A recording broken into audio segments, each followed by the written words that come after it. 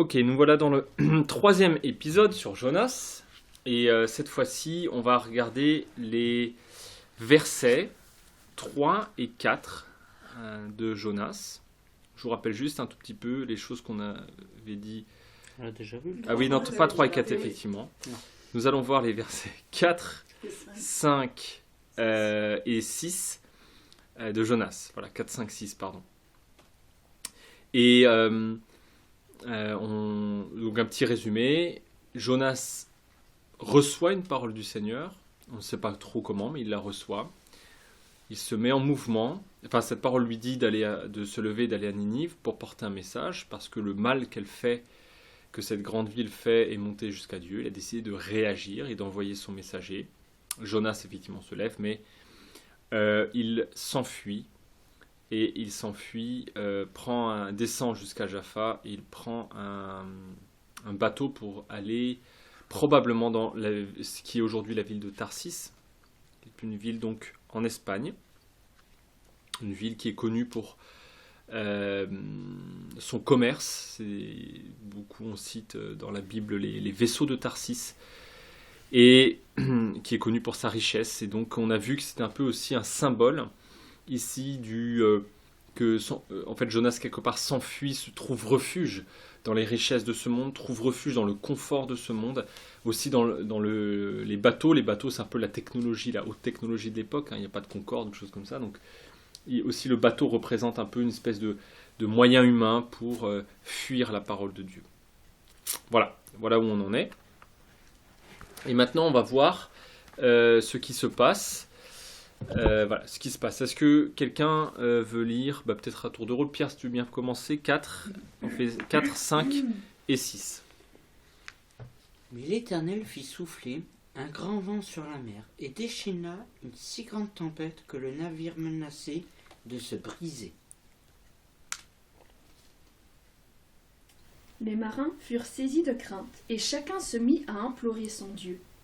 Puis ils jetèrent la cargaison par-dessus bord pour alléger le navire. Quant à Jonas, il était descendu dans la cale du bateau. Il s'était couché et dormait profondément.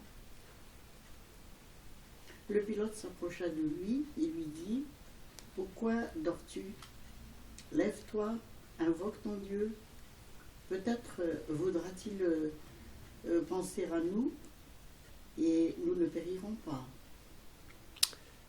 Voilà.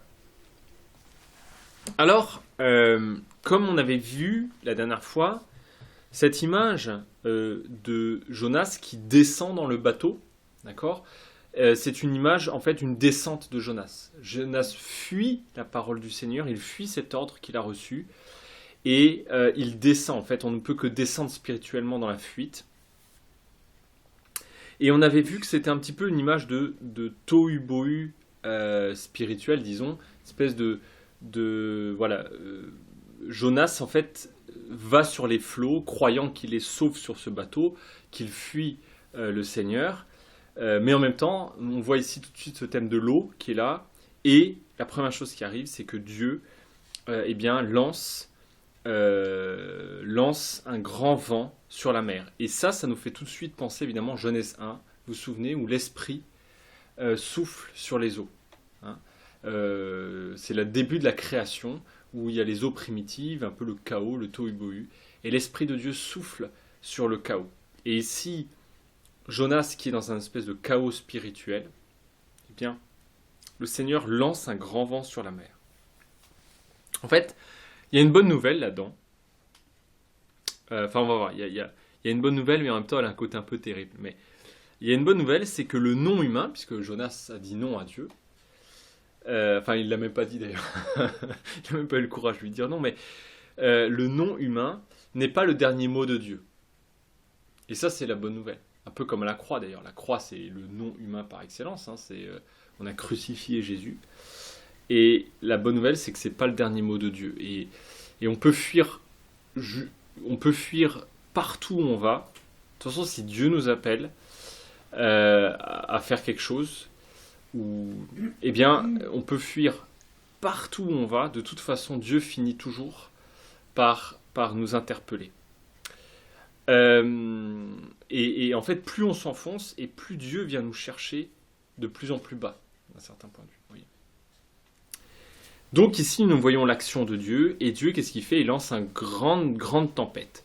Alors le mot, je ne sais pas ce que vous avez au verset 4, moi j'ai lancé, il lance une grande tempête. Fit souffler. Fit souffler. Sur la mer, un vent impétueux. Alors le mot, alors donc moi j'ai le mot lancer, mais le mot hébreu qu'il y a ici est un mot très violent. C'est comme on lance un cri ou on lance une arme sur quelqu'un. C'est quelque chose vraiment de très violent. Et on va voir que c'est un mot qui revient dans tout cet épisode du bateau. Donc Dieu lance en fait un vent violent, un vent de destruction. Et de ce point de vue-là, c'est assez intéressant parce que on voit que, en fait, c'est un peu le symbole que l'action de l'esprit et que l'action de Dieu peut être aussi une action de destruction. D'accord ? Quand Dieu agit, quand Dieu vient nous chercher, c'est rarement tranquillement. Hein. Vous savez, les politiciens, quand ils veulent nous vendre un programme politique, alors, vous savez, le drame humain, c'est qu'on veut que tout change sauf nous. Hein, ça, c'est, voilà. Ce qui fait que vous regardez les programmes politiques, c'est tout va changer, mais pas vous. Hein, vous allez tout garder, mais tous les autres vont changer. Très souvent, c'est un petit peu ça, les programmes politiques. Et alors, je me souviens de ce slogan qui me faisait rire, c'était du genre la révolution apaisée ou la force tranquille, l'électrochoc indolore, enfin ce genre de concept qui est d'ailleurs complètement hallucinant d'un point de vue politique, mais vous allez voir, ça va être la révolution, mais vous n'allez rien sentir, etc. Mais Dieu, si vraiment il provoque une révolution dans nos vies, ça a aussi un côté terrible, c'est jamais tranquille, c'est terrible. Il bouleverse notre vie et il met tout sans dessus-dessous, d'un certain point de vue dans notre vie. Et quand on rencontre Dieu, il faut être prêt à ce que Dieu mette tout en cause dans notre vie, que plus rien n'est sûr quand on rencontre Dieu. Ça me fait penser à ce verset de Hébreux 10 qui dit « Il est terrible de tomber entre les mains du Dieu vivant ». Et d'un certain point de vue, on me dit « Mais non, si, Dieu il est gentil. Hein » Dieu il est gentil et c'est super d'être dans les mains de Dieu. Alors, c'est pas que c'est pas super d'être dans les mains de Dieu, mais la bonne nouvelle c'est que Dieu ne veut pas nous détruire. Mais en même temps, l'œuvre de création est une œuvre gigantesque. Et de la même manière, l'œuvre de conversion est une œuvre gigantesque, une œuvre de bouleversement. Donc il y a un côté un petit peu, comment dirais-je, un côté un peu terrible ici dans l'action de Dieu. L'action de Dieu ici, un peu terrible, peut-être à l'image aussi d'ailleurs du refus de Jonas. Donc un peu à ce refus de Jonas vient s'opposer ici le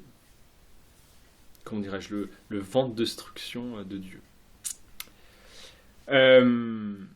Et il lance, on dit, un grand vent. Ce mot grand, ça va revenir très souvent. Ça va revenir très souvent le mot grand, comme il y avait la grande ville. Hein. Donc il y a un grand vent, un peu presque en opposition à la grande ville.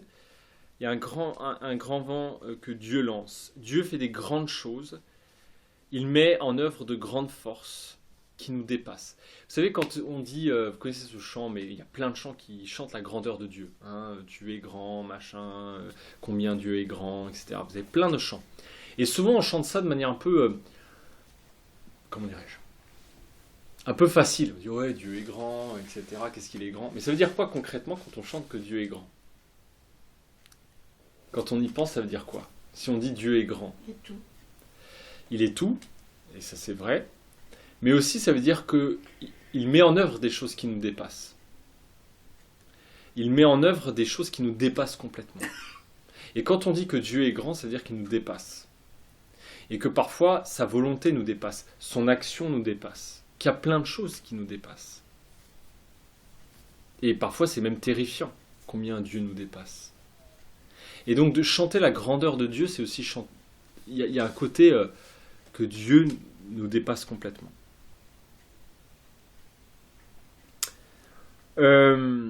Alors, en fait, tout ça pourrait sembler bien, mais il y a un truc qui paraît injuste. C'est pourquoi cette tempête, elle s'abat sur les autres marins. Parce que les autres marins, ils n'ont rien fait à Dieu d'un certain point de vue. Pourquoi, à votre avis, la tempête, elle tombe aussi sur les marins? Il pourrait y avoir une espèce de microclimat. C'est ce que j'allais dire. Sur Jonas, il peut avoir une tempête juste au-dessus de lui. Alors, à votre avis, pourquoi? On ne sait pas, c'est pas expliqué, donc on peut juste essayer de faire des suppositions. Mais à votre avis, pourquoi ça implique aussi les marins?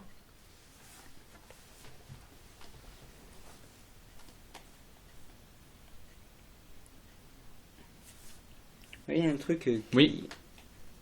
qui me fait au verset 5 qui me fait un Oui. peu tilter. Oui. Tilter. Les marins furent saisis de crainte et chacun se mit à implorer son Dieu. Mhm. C'est-à-dire que déjà on avait, je dis une bêtise, mais si on avait 10 marins sur ce bateau, on avait 10 dieux différents. Alors très probablement, ces marins sont pas israélites. C'est probablement des gentils, enfin des non-juifs. Et probablement, si comme chacun son dieu, ils doivent être de nationalité. Comme ça arrive souvent dans les bateaux, ils sont de nationalités différentes. Chacun voulant peut-être aller à des endroits différents, chacun ayant des dieux liés à sa culture, liés à son peuple, liés à plein de choses. Donc probablement, effectivement, il y a autant de dieux ici que de personnes sur le bateau. Alors moi, je dirais, peut-être, j'avancerai deux choses, mais vous en faites un peu ce que vous voulez.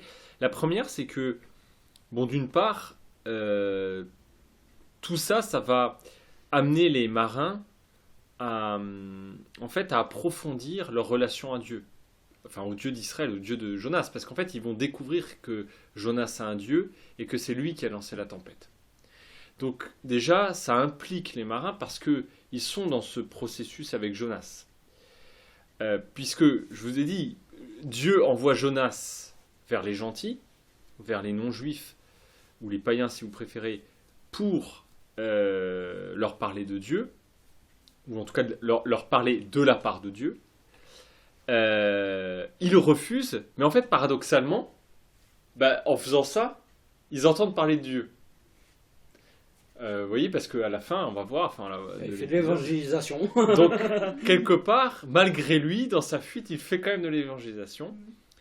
Et on va voir comment ça arrive, parce qu'en fait, il veut pas. D'ailleurs, pour l'instant, c'est intéressant, Jonas n'a pas dit un mot. Hein. Pour le moment, il a pas encore... C'est le seul qui comprend pas qu'il y a une tempête, hein, si on va pas le réveiller. Alors, il s'est pas encore endormi d'ailleurs. Mais bon, voilà. Mais on va voir, c'est intéressant. Mais la deuxième chose, c'est que aussi... Et ça, c'est très important. Jonas fait partie du peuple élu. Et le boulot du peuple élu, la mission du peuple élu, c'est la mission reçue par Abraham en Genèse 12, verset 3, c'est d'être une bénédiction pour les familles de ce monde. D'accord ? Donc le boulot de Jonas, c'est d'être une bénédiction pour ce monde. Or, il refuse ça. En refusant ça, c'est pas que lui qui est impliqué. C'est qui ? C'est tous les autres. Donc Jonas est responsable de ce qui se passe. Et c'est ce que Dieu aussi lui montre. D'ailleurs, c'est ce qu'il va d'un coup prendre conscience, c'est qu'il est responsable de tout ça. Et si nous-mêmes, pour juste essayer de faire un petit... Quand nous, on n'est pas rempli d'esprit, ou quand on est désobéissant à Dieu, ce qui provoque une fuite d'Esprit Saint en nous, c'est pas que nous qui sommes impactés. Parce que nous sommes appelés à être une bénédiction pour ce monde. Quand on n'est pas rempli d'Esprit Saint, quand on ne laisse pas l'Esprit Saint œuvrer en nous, quand on désobéit à Dieu, eh bien on est une cause de chute pour les autres. Parce que Dieu nous appelle à être une bénédiction, à nous utiliser. Si on ne laisse pas nous utiliser, alors on devient une cause de chute pour les autres. Je vais vous donner un exemple très simple. Et des fois, c'est très sincèrement qu'on devient une cause de chute. Je vais donner un exemple. C'est à Gethsémani. Quand Jésus prie à Gethsémani, il y a ses 3 disciples préférés, là, Pierre, Jacques et Jean, qui viennent avec lui. Et Jésus dit, veillez et priez, parce que voilà, c'est l'heure du combat, etc. Et donc Jésus prie, évidemment les 3 ne sont pas au rendez-vous parce qu'ils dorment. D'ailleurs, on va voir, c'est très lié, l'histoire de dormir et de prier, etc. Enfin, on va voir ça là-dedans. Et donc, il revient, je crois, même 3 fois, les réveiller, ils n'arrivent pas à lutter dans la prière. Bon. Donc, ils n'ont pas lutté avec Jésus. Quand arrive finalement la cohorte, ou en tout cas la bande de soldats là, qui viennent, guidés par Judas, chercher Jésus, qu'est-ce qui se passe ? Est-ce que vous vous souvenez la réaction des disciples? Il y en a un qui a enlevé l'oreille de l'autre. Exactement, il y en a un, je crois que dans un des évangiles on dit que c'est Pierre, Oui, c'est Pierre. et dans Luc c'est pas dit qui. On dit un des disciples, mais peu importe, en tout cas qui sort une épée et qui tranche l'oreille du serviteur. Et Jésus d'ailleurs guérit cette oreille. Très intéressante, parce qu'ils n'ont pas, en fait, ils n'ont pas été dans ce combat spirituel. Eh bien, ils réagissent pas de la bonne manière. Ils sont une cause de chute. Ils ne font pas la volonté de Dieu. Alors que quand Pierre, ou disons que c'est Pierre, peu importe, mais quand Pierre fait ça, eh bien, il pense qu'il est sincère. Il pense qu'il fait quoi? Il pense qu'il est en train de défendre le Fils de Dieu, de défendre Jésus. Et Jésus, d'ailleurs, lui répond, « Attends, si je voulais, je pourrais claquer des doigts, il y aurait une myriade d'anges qui viendraient me délivrer. Bien mieux que toi. » Donc il dit, tu ne comprends pas la volonté de Dieu. Et vous voyez, de la même manière aussi, Jonas, ça n'implique pas que lui. Quand on reçoit une parole de Dieu, c'est pas que nous qui sommes impliqués, c'est tous les gens envers qui Dieu nous envoie. Et ici, dans le cas de Jonas, c'est évidemment les gentils. Et on dit que le vent est tellement grand, d'ailleurs, donc il lance un grand vent, s'élève une grande tempête, encore ce mot grand qui revient, grand toujours, et le bateau est sur le point de se briser. D'accord ? Donc tout ce qui représente la technologie humaine, la civilisation humaine, tous les moyens humains dont on est si fier et dont la technologie, aujourd'hui on dirait Internet, je sais pas quoi, d'un coup semble comme une petite brindille dans les mains de Dieu. Et tout ça, tout ce qui semble être notre sécurité, je suis bien planqué derrière mon ordinateur ou je suis bien planqué chez moi, etc., d'un coup semble ne plus valoir grand-chose dès qu'on fait face à Dieu. Vous voyez ce que je veux dire ?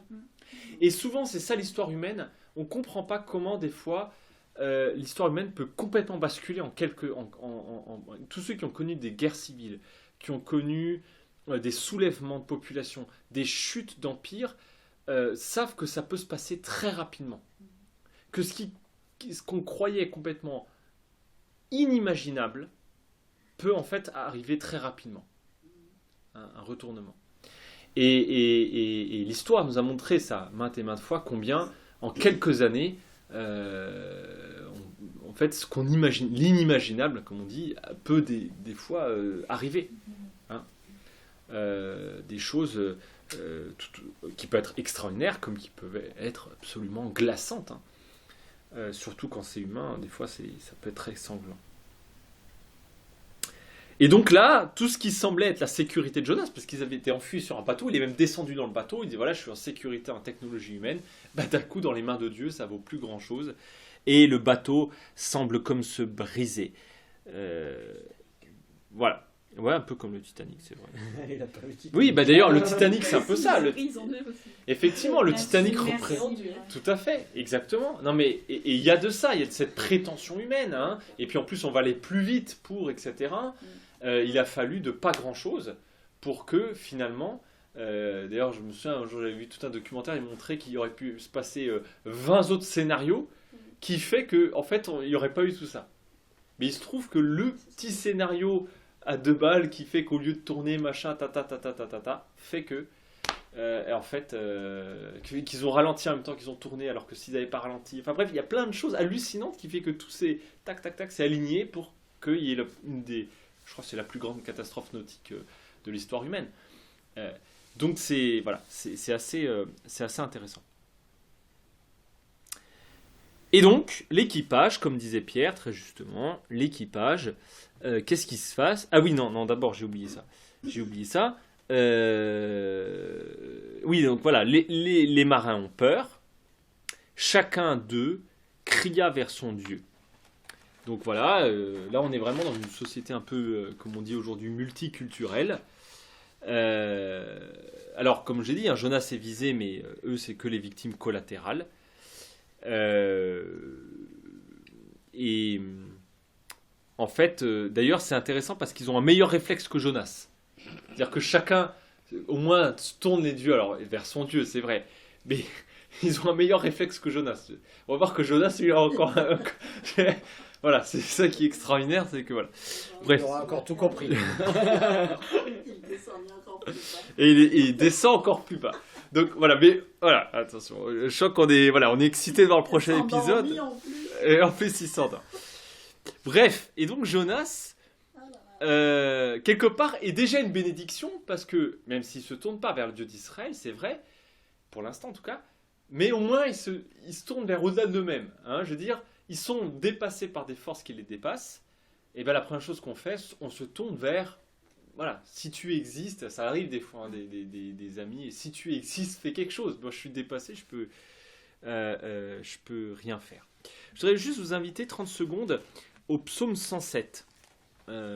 Psaume 107, quelques versets du psaume 107 qui est vraiment là-dedans et je trouve que c'est très intéressant, qui fait vraiment écho à ce passage-là. Psaume 107, versets 23 à 27. Versets 23 à 27. Alors, Psaume 107, versets 23 à 27. Je vais lire dans ma version, c'est la Nouvelle Bible Second. Ceux qui voyageaient sur la mer dans des bateaux et qui faisaient des affaires sur les grandes eaux, ceux-là virent les œuvres du Seigneur et les actes étonnants dans les profondeurs. Il parla et fit lever un vent de tempête qui souleva les flots. Il montait vers le ciel et descendait vers les abîmes. Il défaillait dans le malheur, saisi de vertige, il titubait comme l'ivrogne, et toute leur sagesse était engloutie. Vous voyez, toute leur sagesse, ils arrivaient au bout du système humain d'un certain point de vue, si vous voulez. Hein, au bout des forces, toute la sagesse humaine était engloutie dans le fait que, d'un coup, ce bateau, vous voyez, est dans les mains de Dieu. Et quand on est dans les mains de Dieu, toute notre sagesse est engloutie. Tout ce qu'on croit être notre sagesse, en tout cas, est englouti. Ils sont au bout de leur force, au bout de leur connaissance, au bout de leur capacité, et ils sont comme des, c'est marquant, on dit ils titubent comme des ivrognes. Est-ce que vous vous souvenez qui était pris pour des ivrognes quand on parlait de l'Esprit Saint? Ah, c'est ceux qui... Les disciples. Exactement, les disciples dans Acte 2, première Pentecôte, première descente de l'Esprit Saint sur les disciples. Ils ressemblaient à des... on pensait qu'ils étaient remplis de vin doux. Et il y a un côté de ça dans l'esprit. L'esprit est tellement en train de nous secouer dans tous les sens, vous voyez, que les gens pensent qu'on est excentrique, vous voyez, qu'on n'est pas raisonnable, et donc que la première signification c'est oui, ils doivent avoir bu. Donc c'est intéressant de voir en fait le lien entre l'action de Dieu et le fait qu'on est pris pour des ivrognes, hein, quand Dieu agit sur nous. Voilà, moi je voulais juste noter un petit 2-3 choses. Et donc là, là on voit hein, dans le psaume le bateau vers en haut, en bas, vers les abîmes. Enfin, il y a un côté absolument tragique. Les eaux d'en haut et d'en bas se mélangent. Les fonds sont dévoilés. Enfin, il y a une espèce de décréation, hein, un peu comme si toute la création de Dieu et d'un coup était en branle. Peut-être juste, je vais vous lire, mais ne le cherchez pas, je vous lis simplement dans Ésaïe, pour aller un peu dans ce sens-là aussi. Je trouvais que ça ressemblait beaucoup. Ésaïe 24, où est-ce qu'il est ? 24, versets 18 à 19, où Ésaïe dit celui qui fuit le bruit de la Celui qui fuit le bruit de la frayeur tombe dans la fosse. Celui qui monte de la fosse est pris au filet, car les fenêtres d'en haut s'ouvrent. Donc il parle des cieux, la fenêtre des cieux s'ouvre et les fondations de la terre tremblent. La terre se fissure, la terre craque, la terre vacille, la terre titube comme titube l'ivrogne. Voilà, intéressant encore ce côté quand Dieu agit et qu'il met tout en branle. Alors d'un coup, eh bien, voilà, tout le monde a l'air d'être comme pris rempli de vin doux, rempli d'alcool. Mais en fait, c'est un moment de jugement auquel assistent Jonas et les marins. C'est un moment qui montre la fragilité de tout ce qui n'est pas Dieu, y compris les cieux et la terre d'ailleurs. On montre que tout ce qui n'est pas Dieu est en réalité bien fragile. Et dans notre vie, il y a beaucoup de choses comme ça. Vous savez, les gens qui ont des catastrophes, ceux qui perdent des êtres chers, souvent quand c'est très soudain, dans un accident de voiture ou quoi, vous les entendez souvent dire, c'est comme si la terre s'était dérobée sous mes pieds.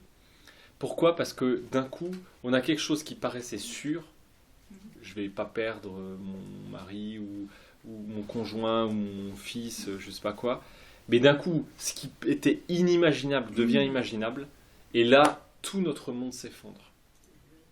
Ou c'est chez les autres, pas chez nous. Tout à fait. Mais en tout cas, il y a un côté, ce qui paraissait solide aux yeux des... Donc, il y a un moment de jugement. On a tendance à mettre notre confiance dans des choses en réalité qui ne sont pas solides. Et le moment de jugement de Dieu est terrible parce qu'il détruit nos illusions. Et il n'y a rien de plus terrible pour l'être humain que de se voir détruire ses illusions. Il n'y a rien de plus terrible. Et c'est ça la conversion. La conversion, c'est d'un coup, viennent tomber toutes nos illusions et il ne reste plus que nous et Dieu. Et on est mis à nu devant Dieu. C'est pour ça qu'on dit les fondations du monde sont mis à nu. Alors, tout ce qui... Voilà. Il y a un côté, on est mis à nu. Et on n'a pas envie d'être nu devant Dieu. On n'a absolument pas envie. Et d'un coup, on prend conscience qu'en réalité, on est plus proche du chaos que nous l'avions réalisé. Tout ce qui nous semble solide dans notre vie et notre société n'est que vapeur, n'est que vanité, comme dit l'Ecclésiaste. Vanité, vanité, ou vapeur, selon comment on traduit. Tout n'est que vapeur. Ça. Tout ce qu'on croit être extraordinaire dans le monde... la démocratie, la République, Emmanuel Macron, enfin tout ce que vous voulez, en fait, ça, en quelques instants, ça peut disparaître. Il suffit de pas grand-chose. Et en réalité, tout ce qu'on croit être solide peut disparaître du jour au lendemain. Quelque part, pour eux, le jour du Seigneur s'est approché. Le royaume de Dieu s'est approché. D'ailleurs, Jésus, c'est ce qu'il dit, quand l'Esprit Saint descend sur lui. La première prédication de Jésus, c'est « Le royaume de Dieu s'est approché, convertissez-vous ». Mais le royaume de Dieu qui s'approche, c'est pas « Ah, c'est formidable, on va faire la fête, etc. » C'est que quand le royaume de Dieu s'approche, c'est que d'un coup, les illusions qu'on avait construites vont mettre en branle. Voilà. Bon, en tout cas, qu'est-ce qu'ils font les marins? Eh bien, chacun va vers son Dieu, une société très multiculturelle, c'est formidable. Ce qui est intéressant parce que d'habitude, donc en fait, une société multireligieuse ici, sur ce bateau, chacun sa petite religion. En général, une religion, c'est quoi? C'est quelque chose qu'on crée, que l'homme crée, qui garantit l'ordre du monde. C'est pour ça que chez les polythéistes, vous avez la société qui est là, et vous avez un dieu par secteur de la société. Vous avez un dieu de la guerre, vous avez un dieu de la beauté, vous avez un dieu du mariage, vous avez un dieu de l'argent, vous avez un dieu du commerce, vous avez un dieu chez des animaux, enfin je sais pas quoi. Bref, vous avez tout ce que vous voulez. Là, on n'est pas chez les hindous. Ils ont plus de 330 millions de dieux ou un truc comme ça, réincarnés en je sais pas quoi. Et chez les cathos, vous avez un truc un peu similaire. Alors c'est pas un dieu, mais vous avez... Récemment, il y a quelqu'un... Comment c'était passé? C'était très drôle. J'avais perdu mes clés. Ça arrive tout le temps. J'avais perdu mes clés et alors il y a une personne. Et puis d'un coup, je les retrouve. Ça y est, j'ai retrouvé les clés. Je suis tout content. Et il y avait une des bénévoles qui me dit mais justement, j'avais prié Saint. Je sais plus. Saint-Antoine. Voilà, Saint-Antoine de Padoue, c'est ça. Oh, on a entendu ça. Il n'y a pas longtemps. Non, c'est Florence qui l'a raconté quand elle était là. Qu'elle a vécu la même chose et qu'une de ses amies, elle a dit oui, j'ai prié Saint-Antoine. On remerciera Saint-Antoine. Bon, tout ça pour dire que la religion, c'est ça. La religion, c'est quelque chose que créent les êtres humains pour garantir l'ordre du monde. Vous voyez, l'ordre des choses. Et donc, mais en réalité, Dieu, c'est très intéressant parce que le vrai Dieu, lui, là-dessus, il fait l'inverse. C'est-à-dire qu'au lieu de garantir l'ordre du monde, lui, en fait, il détruit l'ordre du monde pour justement sauver sa créature. Il y a un côté, c'est intéressant de voir la différence entre la foi et la religion. Pas le temps de développer, mais... Moi, il m'a pas aidé Saint-Antoine, il m'a pas retrouvé mes il faut essayer un autre, alors peut-être il était en vacances. Bon bref, et alors donc, qu'est-ce qu'ils font? Ils lancent le chargement. Tiens, c'est le même mot que quand Dieu lance le vent. Eux, ils lancent le chargement. Et quand, en fait, on est au bord du chaos, et quand on est au bord du chaos, l'ordre des priorités se met à changer. C'est-à-dire que c'est quoi le but d'un bateau qui va à Tarsis? C'est la marchandise, hein, on va être très clair. Le but, c'est ça. Hein. Et d'un coup, parce qu'on est au bord du chaos, alors l'ordre des priorités se met à changer. Heureusement, quand même. Et heureusement. J'allais dire... Mais c'est intéressant de voir que l'influence qu'a Mammon sur nous, hein, les richesses, la gloire, etc., quand on est à côté, quand on est face au chaos et à la mort, d'un coup, Mammon perd un peu son attrait face à ça. Et c'est pour ça, je rappelle que c'est pour ça que Dieu ne veut pas qu'on soit immortel. Dieu ne veut pas qu'on soit immortel parce que sinon nos illusions seront immortelles. Et alors quand on est face à la mort, nos illusions se mettent à s'effacer quand on prend conscience de notre mort. D'accord ? Je rappelle très très souvent cette anecdote, mais il m'a beaucoup frappé dans un très très beau film que je vous recommande. C'est un très beau film qui s'appelle Love Actually, un film anglais. Et ça commence par une intro sur comment on appelle ça, les avions du World Trade Center. Et en fait, c'est le deuxième avion et qui va se crasher quelques minutes après le premier. Ce qui fait que les gens qui sont dans l'avion, ils ont compris qu'ils allaient crasher. Parce que tout le monde entend parler de ça. Donc en fait, d'un coup, ils ont compris qu'ils sont morts, quoi. Et donc, tout le monde sait qu'il en reste pour plus que quelques minutes. Et là, ils envoient des messages. À votre avis, qu'est-ce qu'ils envoient comme message? Exactement, c'est des messages d'amour. C'est pas là où ils envoient son concierge, tu me dois $100. Bon. Mets-les sur le visage des enfants parce que... Donc, ou alors, j'ai oublié le lait, est-ce que tu peux le ramener, chérie? D'un coup, face à la mort, il y a l'ordre des priorités qui se met à changer. Et quelque part, ce qui est véritablement réel se met d'un coup à rejaillir. D'accord? Et heureusement, comme dit Pierre, heureusement qu'à coup, il y a la vraie vérité qui d'un coup, ce qui semblait être important, en réalité, face à la mort, ne devient pas si important que ça. Et je vais raconter une petite anecdote de mon frère, je trouvais ça très intéressant. Donc mon frère, qui est officier à Marseille, fait d'ailleurs des enterrements dans un accueil d'urgence, donc en gros, pour faire simple, des SDF, donc souvent coupés de leur famille, etc. etc. Et personne ne s'occupait volontairement, donc c'est lui qui s'en occupe. Et un jour, il voit quelqu'un qui est au fond, donc lui il fait son truc, et il y a quelqu'un au fond, une femme qui est en train de pleurer au fond. Bon. À la fin de la cérémonie, il va voir cette femme, il dit: est-ce que vous connaissez le défunt? Elle dit: oui, c'était mon frère. Ah bon, mais alors qu'est-ce qui se passe? Et elle dit: mais on s'était embrouillé pour 3 fois rien, et j'ai pas eu le temps de lui demander qu'on se réconcilie ou lui demander pardon, etc. Et que s'en voulait que maintenant que la mort, d'un coup elle prend conscience face à la mort de son frère que ce pourquoi il s'était embrouillé, c'était pas si important que ça finalement. Et mon frère, qui a une certaine bouteille spirituelle, dit: mais il vous reste pas quelqu'un d'autre? Elle dit: si, j'ai un autre frère. Et il dit: est-ce que vous êtes en bon terme? Elle dit: non, je suis pas en bon terme. Et elle dit: voyez, pour lui c'est trop tard maintenant, mais vous avez un autre frère avec qui vous pouvez maintenant vous réconcilier. Et pensez à ça, que ce pourquoi vous étiez brouillé, c'était pas si important ça. Vous voyez comment la mort, et qu'on est en face du chaos, d'un coup, les priorités, et donc là le vaisseau de Tarsis, la raison d'être du vaisseau, c'est quand même, c'est pas les équipages, hein, c'est la raison d'être, c'est la marchandise, et bien d'un coup, c'est complètement bouleversé, hein, les valeurs du royaume d'un certain point de vue arrivent parce qu'on est face à la mort, et d'un coup alors c'est la vie même d'équipage qui est voilà. Et pourquoi? Parce qu'on veut alléger le bateau, évidemment, pour pas qu'il sombre, mais le mot léger dans l'Ancien Testament, ça veut aussi dire qu'il n'y a pas d'importance. Le mot lourd, à contrario, veut dire qu'il y a de l'importance. On dit souvent que d'ailleurs, la gloire de Dieu, en hébreu, la gloire, c'est la lourdeur de Dieu. C'est-à-dire qu'il y a de l'importance. Hein. Et donc, être léger, au contraire, c'est être quelque chose un peu comme méprisé ou ne pas avoir d'importance, vous voyez. Et donc, d'un certain point de vue, face à Dieu, quand on est dans ce tempête de Dieu, qu'on s'approche de Dieu, et bien d'un coup, on prend conscience qu'on n'est plus que vanité. Vous voyez. On est allégé, d'un certain point de vue, allégé parce que, en fait, toutes nos illusions s'effacent.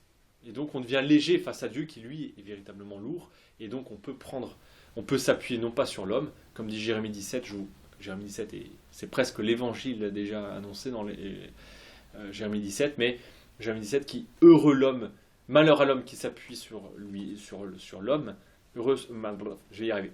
Malheur à celui qui s'appuie sur l'homme, mais heureux l'homme qui s'appuie sur le Seigneur. Voilà, la véritable position de la créature face à son créateur, c'est d'être léger. Au sens de ne pas avoir de poids, parce que seul Dieu a du poids. Et tout ce qu'on croyait avoir du poids disparaît, parce que face à la mort et au chaos, il y a beaucoup de choses qui sont relativisées. Et Jonas dans tout ça, eh bien Jonas descendit, il descend encore, donc c'est sa 3e descente quand même dans l'histoire. Il y a un peu une trinité aussi. 4 versets. C'est intéressant, il y a une sorte de 3e descente, une trinité. Il descend à Jaffa, il descend dans le bateau, et là il descend dans la cave probablement du bateau, en tout cas il descend au fond du navire, et alors, eh bien, il va encore plus loin, et il se cache là de toutes ses forces. Hein. Là on peut pas faire plus, plus dans la négation, voilà. Et il s'enfonce dans un sommeil profond. On reviendra sur l'histoire du sommeil profond qui est très intéressant. Mais il a beau se cacher, c'est lui la clé de l'histoire. Il a beau se cacher, derrière moi, c'est lui la clé de l'histoire. C'est un peu comme s'il disait à Dieu, fais comme si j'étais pas là, choisis quelqu'un d'autre. Mais le problème, c'est que Dieu s'arrête pas là. Et souvent, on fait ça, écoute, choisis quelqu'un d'autre. Et Moïse a dit ça, hein, ou Jérémie, ou choisis quelqu'un d'autre. Hein. Moi, mais fous-moi là. Enfin, moi, je suis en train de dormir. Moi, j'étais pas là, je suis pas au courant de l'histoire. Voilà. Laisse-moi tranquille. Mais évidemment, Dieu ne nous laisse pas tranquille. Je pense que s'il y a une définition de Dieu, c'est quelqu'un qui ne nous laisse pas tranquille. Et nous sommes parfois comme Jonas, inconscients du danger que courent nos prochains. Non seulement nous-mêmes, mais nos prochains.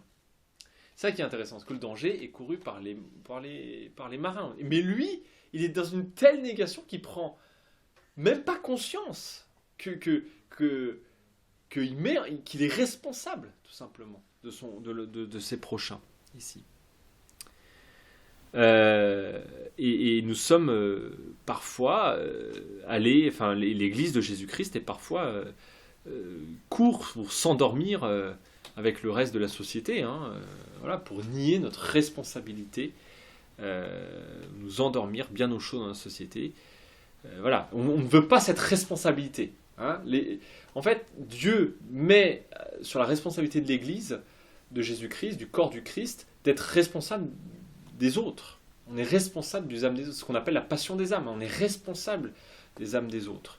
Même si tout ne dépend pas de nous, je veux dire, par là, notre responsabilité, c'est d'interpeller. Mais voilà. Et on est un peu comme Caïn. Suis-je le gardien de mon frère ? Je ne veux pas de ce sang-là. Et là, Jonas, c'est un peu ça, la réaction de Caïn. Hop, je me lave les mains, je ne suis pas responsable de ça, choisis quelqu'un d'autre, envoie quelqu'un d'autre, mais moi, je suis très bien au fond de la cale et je suis là. Le problème, c'est que vous avez beau descendre où vous voulez, Dieu est partout. Alors, pour le fidèle, Dieu descend, Pour le fidèle, c'est pour le réconforter quand il descend dans la vallée de l'ombre de la mort. Pour l'infidèle, c'est plutôt l'embarras, parce que Dieu vient le secouer. Mais dans tous les cas, c'est pour notre bien. Qu'on soit fidèle ou infidèle, Dieu vient nous chercher. Parfois, c'est pour nous réconforter. J'ai pas eu le droit au poisson. Parfois, c'est pour nous secouer. Bon, et alors ici, Dieu descend sous la forme du capitaine.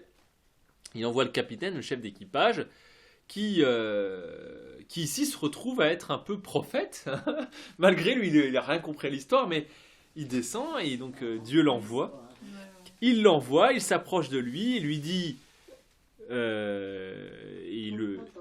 Voilà, pourquoi dors-tu ? Qu'as-tu donc à dormir ? C'est quoi ton problème de dormir ? C'est intéressant, il réveille le prophète. Il lui rappelle ses responsabilités. Il lui rappelle ses responsabilités, même s'il n'est pas conscient. Mais en même temps, il n'est pas conscient qu'il vient de déclencher la solution. Mais lui, il n'est pas conscient. Bon, lui, simplement, il essaie de faire son boulot. D'ailleurs, lui, il est plus responsable que Jonas, parce que lui, c'est le capitaine. D'ailleurs, il dit, qu'as-tu donc à dormir ? Lève-toi, invoque ton Dieu. Peut-être que ce Dieu pensera à nous. Pas à moi, le capitaine, mais à nous. Parce que c'est le capitaine du bateau, c'est le chef du navire. Et donc, il est responsable de tout l'équipage. Il est plus responsable que Jonas. T'as quoi comme traduction?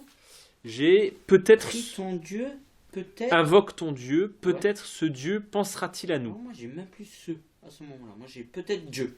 D'accord. Voilà. C'est ça qui est marrant, c'est que ouais, prie Parce ton que, Dieu alors- et après peut-être Dieu. Alors là, il y en a plus qu'un.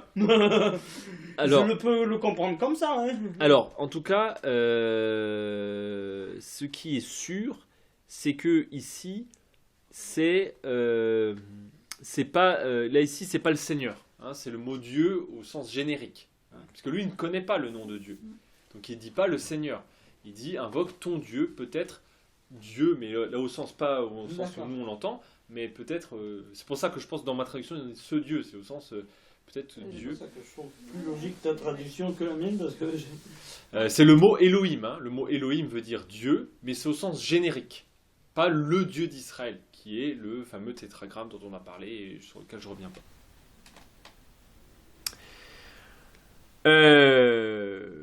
D'ailleurs, c'est intéressant parce qu'en fait, dans cette histoire, tout le monde a l'air sensé, parce que le capitaine est même responsable. Non, je dirais, tout le monde a l'air d'avoir une attitude responsable, sauf Jonas.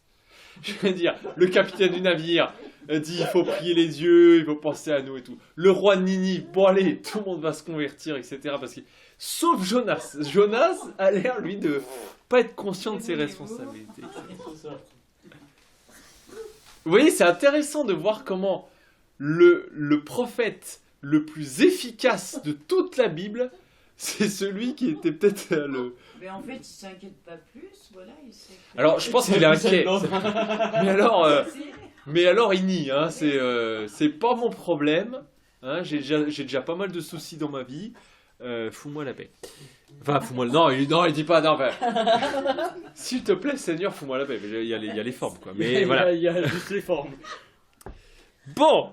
Et alors, d'ailleurs, c'est intéressant parce qu'il répète, sans le vouloir, le chef de navire, il répète les mots de Dieu. Lève-toi. Lève-toi. De la même manière que Dieu avait dit, lève-toi et va à Ninive. Bon, là, il ne dit pas va à Ninive, mais lève-toi et invoque ton Dieu, prie ton Dieu.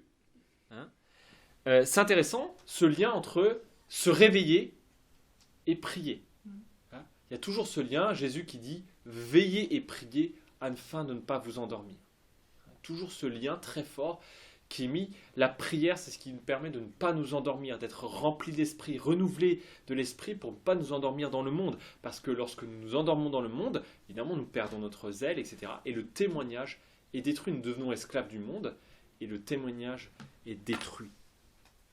Et c'est ce qui se passe chez Jonas ici. Le témoignage est détruit et on devient un danger, source de danger pour nos semblables, pour notre prochain.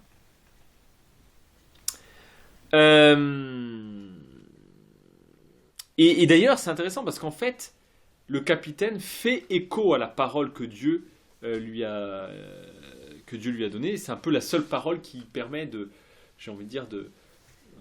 réveiller, qui nous permet de nous réveiller de la mort.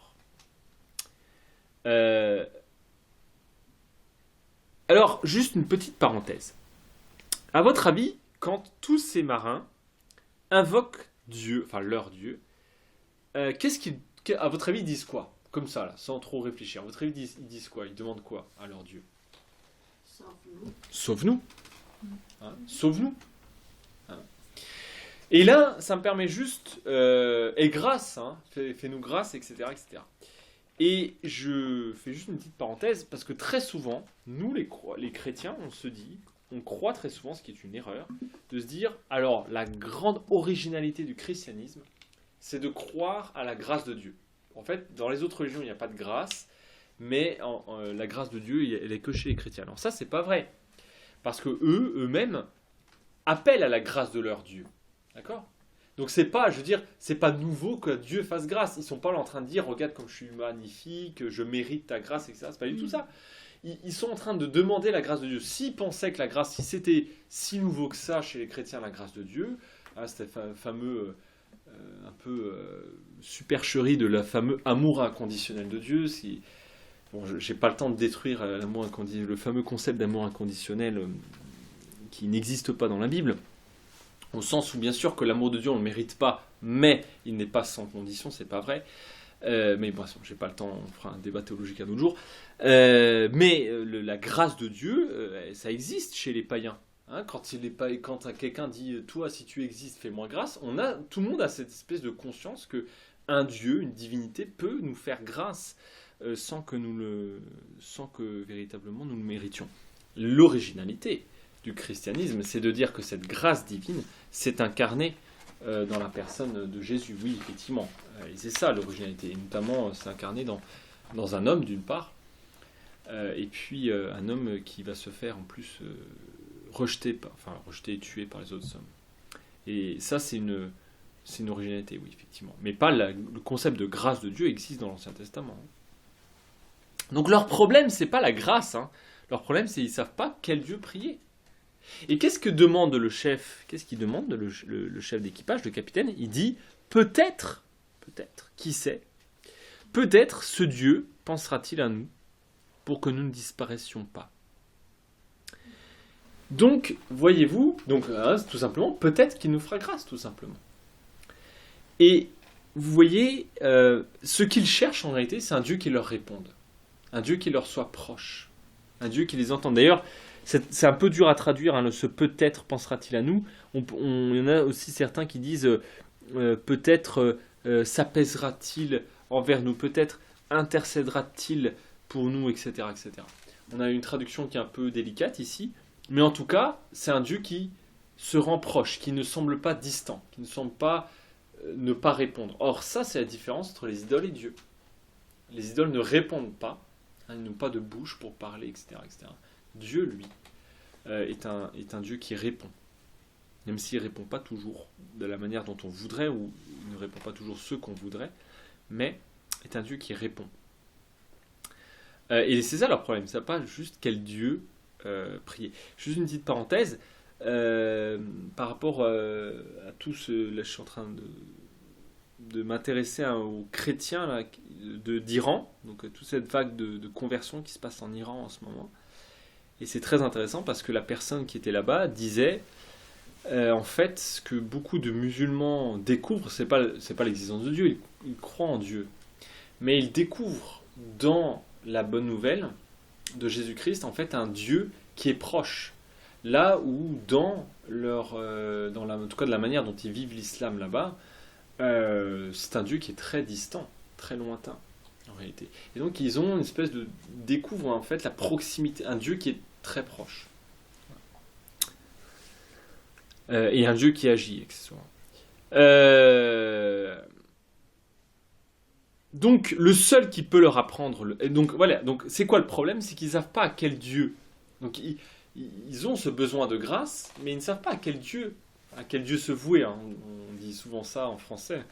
On ne sait pas à quel saint se vouer. On ne sait pas à quel Dieu se tourner. Or, celui qui a la solution de à quel Dieu se tourner, c'est Jonas.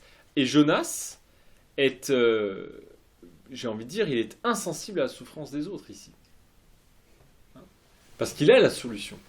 Il pourrait très bien dire, mais à qui... voilà, un peu comme, vous savez, Pierre, à qui d'autre irions-nous ? Tu as les paroles de la vie éternelle. Jonas pourrait très bien dire, mais voilà, ce Dieu qui peut répondre, celui qui a déclenché ça, celui qui peut arrêter ça, c'est le Dieu d'Israël. Et là encore, hein, le chef des équipages dit bien qu'il ne sait pas. Peut-être, qui sait, peut-être pensera-t-il à nous. Hein, il est devant des choses qui les dépassent. Et là encore, c'est très intéressant parce que Jonas ne répond pas. Jonas ne répond pas. Il ne dit pas quel Dieu. Il n'a pas l'air de faire grand-chose. D'ailleurs, il n'a pas l'air même pas. Il a l'air de même pas invoquer Dieu. En tout cas, on le dit pas. Il a l'air de rien faire. C'est intéressant parce qu'un prophète, c'est un porte-parole de Dieu. C'est quelqu'un qui porte une parole de Dieu. Jonas, pour l'instant, dans les 7 premiers versets, enfin les 6 premiers, non, les 7 premiers versets, 6 premiers versets, n'a pas encore ouvert la bouche. Et pourtant, il en a déclenché des trucs. Hein. Je veux dire, il a déclenché beaucoup de choses, il a fait beaucoup de choses, mais il n'a pas encore ouvert la bouche une seule fois. Et c'est vraiment intéressant parce que, en fait, d'un certain point de vue, non seulement il est désobéissant par son silence, mais il laisse les autres à la dérive. Hein, il laisse les autres, j'ai envie de dériver dans leur ignorance du seul vrai Dieu. Voilà pour ces quelques mots sur cette désobéissance. Hein. Donc Jonas qui, on le voit, est en train de s'enfoncer toujours plus dans cette espèce de négation, dans cette espèce de, comment dirais-je, de fuite, tout simplement. Il fuit ses responsabilités. Et nous voyons ici la responsabilité qui est celle de Jonas, d'avertir, d'enseigner qui est le vrai Dieu. Et comme je le disais tout à l'heure, ça nous donne à nous aussi, ça nous fait réfléchir sur notre propre responsabilité par rapport à nos prochains, à nous, à nos prochains, est-ce qu'on est comme Jonas à essayer de creuser, au fond, pour essayer d'essayer d'oublier en fait cette responsabilité que Dieu nous donne, ou est-ce que au contraire, en fait, on prend enfin en main cette responsabilité. La bonne nouvelle, c'est que Dieu ne nous laisse pas là-dedans, et même au fin fond de notre infidélité, et ça c'est quand même la bonne nouvelle, c'est que Dieu vient nous chercher. Dieu vient nous chercher. Là, il a envoyé le chef d'équipage, qui n'a pas compris ce qu'il faisait, mais il a envoyé le chef d'équipage. Et ça me rappelle un verset de Sophonie qui m'a toujours énormément marqué. Alors, je ne sais plus où il est, mais dans un verset de Sophonie, Dieu dit vous avez beau vous cacher sous la terre, je ne sais plus trop comment on s'est dit, ou vous cacher dans la terre, je viendrai gratter la terre pour vous trouver. Alors bon, c'est dans un passage de destruction, hein, c'est pas voilà, mais il y a un côté vous avez beau vous planquer où vous voulez, de toute façon, j'irai vous chercher. Et en même temps, je trouve que c'est une très bonne nouvelle, c'est-à-dire qu'on peut fuir, on peut être le plus infidèle possible, Dieu lui reste fidèle.